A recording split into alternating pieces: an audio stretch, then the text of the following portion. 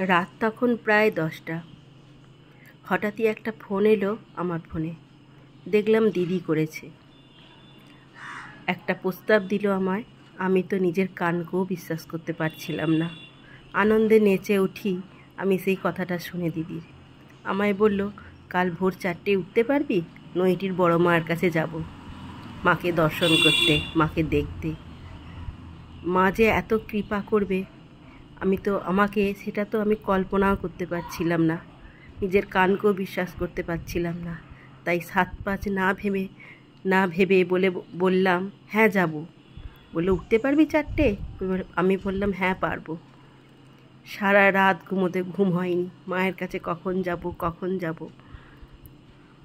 3:30 ঘুম থেকে উঠে স্নান সেরে নতুন পোশাক পরে রেডি হয়ে নিলাম মায়ের কাছে যাবার জন্য। ড্রাইভার বলেছিল 4:30 আসবে, কিন্তু এলো 5:30। 4:30। আমি তো অনেকক্ষণ ধরে রেডি হয়ে বসেছিলাম। তারপরে বারবার দিদিকে ফোন করলাম ভোরবেলা 4:30 একবার, 5টা একবার, ড্রাইভার এসেছে কিনা। তো ড্রাইভার তখন এলো 5:15 এরকম সময় এলো। তারপর আমরা গাড়িতে উঠে বেরিয়ে পড়লাম মাকে দর্শন করার জন্য, নৈটির বড় মাকে। ভীষণই ভালো লাগছিল সকালের আকাশটা, ওয়েদারটা, এত ঠান্ডা হাওয়া, ভীষণ ভালো লাগছিল। আর মাকে দেখার আনন্দে সব কিছুই যেন আরও বেশি বেশি করে ভালো লাগছিল। নৈটির বড় মা এতটাই জাগ্রত আর অন্তর্যামী, সেটা আমি বুঝতে পারলাম আমার এই কৃপা দেখে। মা এতটা যে কৃপা করেছে, ঘরে বসে কেউ যদি মোবাইলে মাকে দেখে বা স্মরণ করে, তারও মনের ইচ্ছাটা মা যেন ঠিক জেনে যায়। আর মায়ের কৃপা ছাড়া এখানে মায়ের কাছে কেউ পৌঁছতে পারে না, নৈটির বড় মার কাছে। আমার ক্ষেত্র হয়তো সেটাই হয়েছিল। আমি অনেক ইউটিউবার বন্ধুদের ভিডিওতে দেখি নৈটির বড় মায়ের কাছে যেতে। খুব একটা মনে একটা ইচ্ছা তো থাকতোই, একটা সুপ্ত ইচ্ছা। ভাবিনি যে এত তাড়াতাড়ি মা সেই আমার ইচ্ছা পূরণ করে দেবে। অন্তরের একটা সুপ্ত ইচ্ছা ছিল মাকে দর্শন করার, আর মা যে এইভাবে হঠাৎই আমাকে ডেকে নেবে মায়ের কাছে, আমি কখনো ভাবিনি। ঘরে বসেও যদি মাকে কেউ ডাকে, অন্তর থেকে দেখতে চায় বা দর্শন করতে চায়, মা যেন তার মনের ইচ্ছাটা দূর থেকেই পড়ে নিতে পারে। আমরাও পৌঁছে গেলাম ভোরবেলা। ঘড়িতে তখন একদম 6টা, একদম মায়ের কাছে পৌঁছে গিয়েছিলাম।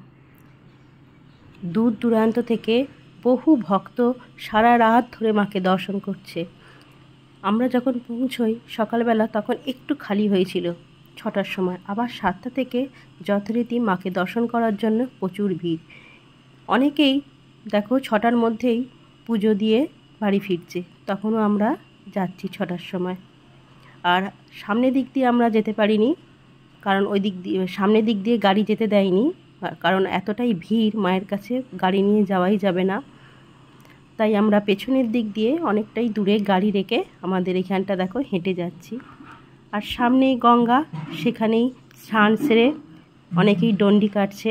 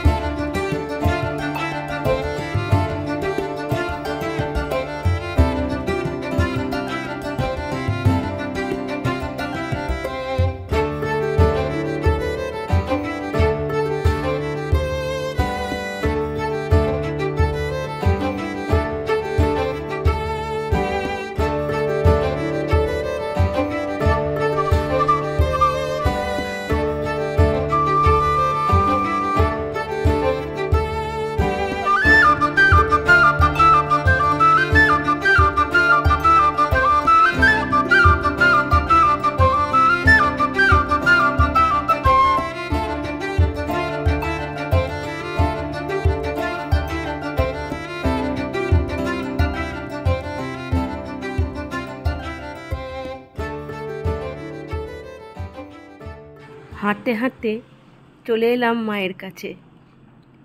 অনেকটাই ভিড় হয়ে গেছে, তবু ভিড়ের মাঝে ঠিক একদম পৌঁছে গেলাম মায়ের সামনে। মায়ের সামনে দাঁড়িয়ে মাকে দু চোখ ভরে দেখে অন্তরের কিছু একটা তৃপ্তি, শান্তি, সে কি তোমাদের বলবো। মন থেকে এত শান্তি পেলাম মায়ের রূপ দেখে, অপূর্ব মায়ের রূপ। দু চোখ ভরে জল চলে এলো মাকে দেখে। মা যেন অপেক্ষা করছিল তার সন্তানদের জন্যই।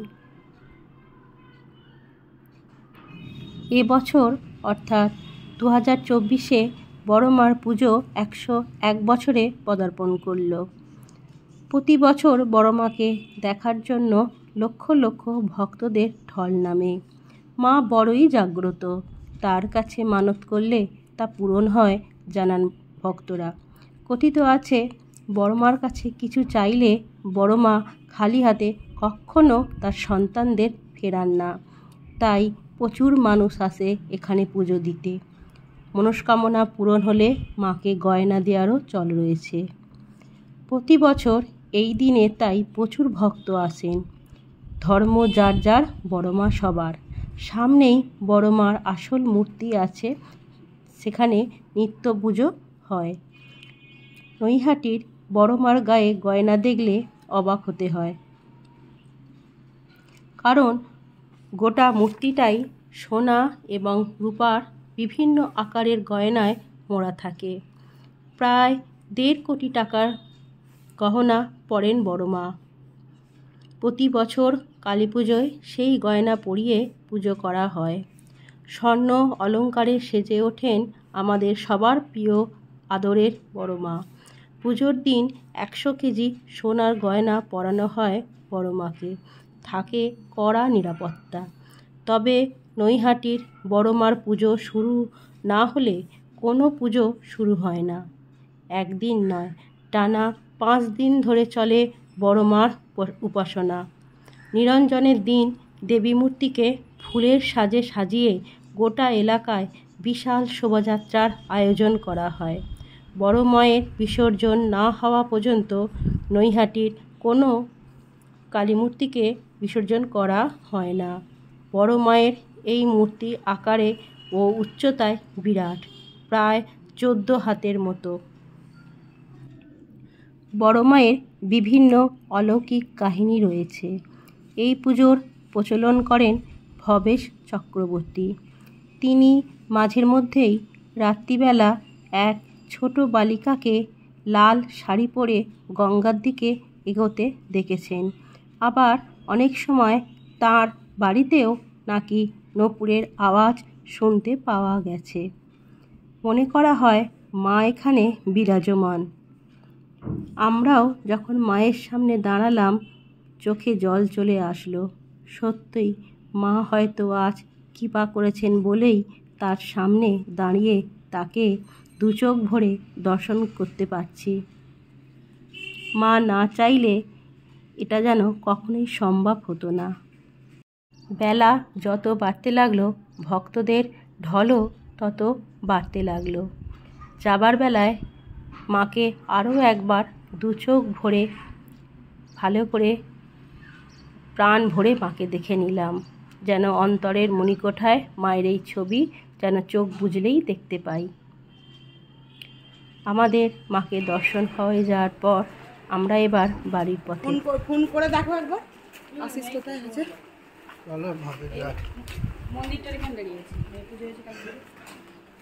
কবে থেকে শখ বড় মা দেখবো, বড় মা দেখবো, কবে থেকে।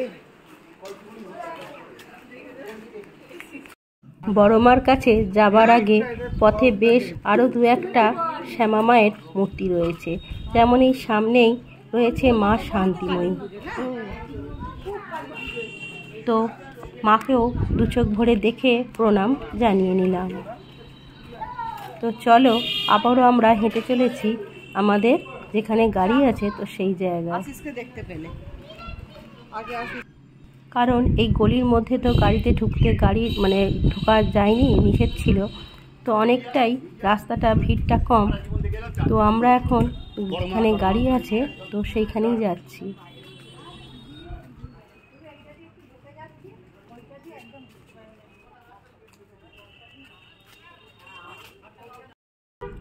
গাড়িতে উঠে পড়লাম আর ঘড়িতে তখন বাজে সকাল 7টা। অল্প ঠান্ডার এই আমেজটা বেশ লাগছিল। আর মাকে সকাল সকাল মায়ের দর্শন করে দিনটা শুরু করে আরও বেশি ভালো লাগছিল। চলো, রাস্তায় যেতে যেতে একটা চায়ের দোকান খুঁজছিলাম, দেখি কোথায় চা পাওয়া যায়। ভালো একটা জায়গা দেখে এখানে দাঁড়িয়ে পড়লাম। একটা চায়ের দোকান দেখতে পেলাম, তো এইখানে গাড়িটাকে থামানো হলো এখানে একটু চা খাবো বলে। কারণ কিছুই তো খাইনি সকাল থেকে, মানে যখন বাড়ি থেকে ভোরবেলা বেরিয়েছিলাম, তো একটু চা না খেলে ভালো লাগছিল না। বেশ যে কীরকম একটা সকালের যে আমেজটা বেশ লাগছিল এখানে গাড়িটা দাঁড়াতে। আর ঘাসের মধ্যে কত শিশির পড়েছে। ছোটোবেলার কিছু স্মৃতিচারণও দিদিতে আমাদের পড়ছিলাম। ছোটোবেলায় শিশিরগুলো আমরা যখন কান মিলিয়েছিলাম, তো তখন সেই কানেতে দিতাম ঘাস থেকে শিশির নিয়ে। তো সেটাই দিদি আমি বলছিলাম। আর এখানে চলে এসেছে আমাদের চা। আর দেখো চায়ের এই কাপগুলো কি সুন্দর। ছোট ছোট যে কঠোরায় চা পাওয়া যেত, সেই কঠোরাগুলো আছে। আর এইগুলো আমি যেন একটু নতুন দেখলাম, যে গ্লাসের মতো লম্বা করে, মানে লম্বা মতো একটু গ্লাসের মতো কাপগুলো চায়ের বেশ লাগছিল। তো আর বেশ অনেকটা বেশ বড় বড় গ্লাসের মতোই একদম কাপগুলো, খুব সুন্দর দেখতে কাপগুলো। আর চাটাও হয়েছিল দুর্ধর্ষ, ভীষণই সুন্দর হয়েছিল চাটা। তো চলো, দিদি এখানে দেখো চুল খুলে দিয়েছে, যেহেতু ভোরবেলায় স্নান সেরেছে আর চুলটা বেঁধেছিল তো ভিজে। তো এখানে এত সুন্দর সকালের রোদটা এসে গাড়ির মধ্যে পড়ছিল, খুব ভালো লাগছিল সকালের এই পরিবেশটা। সঙ্গে একটা করে বিস্কিটও দিল দেখো। তো এই বিস্কিটটা দিয়ে আমরা চাটা খেয়েছিলাম। বিস্কিটটা কিন্তু ছোটোবেলায় অনেক খেয়েছি, এখন আর সেরকমভাবে খাওয়া হয় না। তো রাস্তাঘাটে এরকম বেরোলে যখনই চা খাওয়ার জন্য দাঁড়াই, তো এই বিস্কুটগুলোই কিনি, বেশ ভালো লাগে, ছোটোবেলার দিনগুলো মনে পড়ে।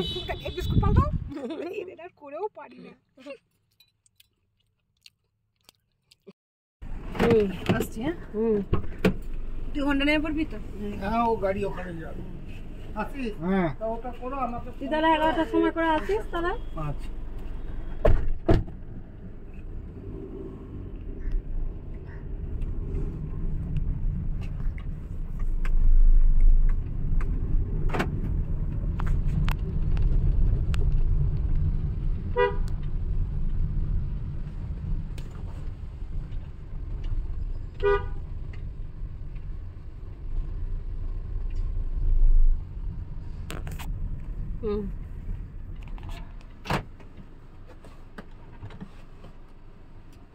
খুলেছেন?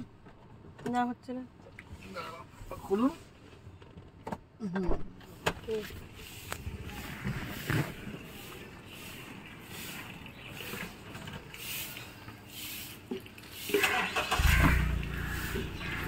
পরে নেই তো, দেখে নাও তো একটু আগে। কিছু পরে নেই তো আমার ওখানে, দেখে নাও তো। ওখানটা সিটে কিছু পড়ে আছে? আচ্ছা, ঠিক আছে।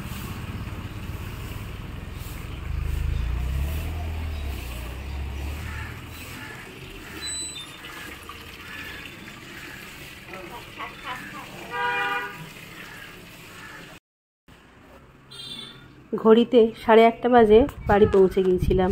খুব সকাল সকালই বাড়ি চলে এসেছিলাম।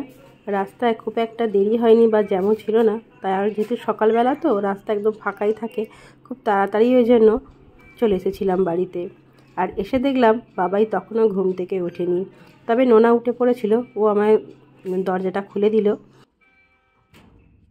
তো বাবাই অফিসে বেরোবে আর নোনার তো ছুটি, বাড়িতেই ছিল। তো সেই কারণে তো বাবাইয়ের জন্য একটু খুব তাড়াতাড়ি করে একটুখানি ঝোল ভাত রান্না করে দিয়েছিলাম। শুধু বাবাইয়ের না, আমাদের সবারই করে নিয়েছিলাম। ফুলকপি, আলু, শিম, বেগুন দিয়ে একটা মাছের ঝোল, একটাই রান্না করেছিলাম। তো আর বিশেষ কিছু রান্না করিনি।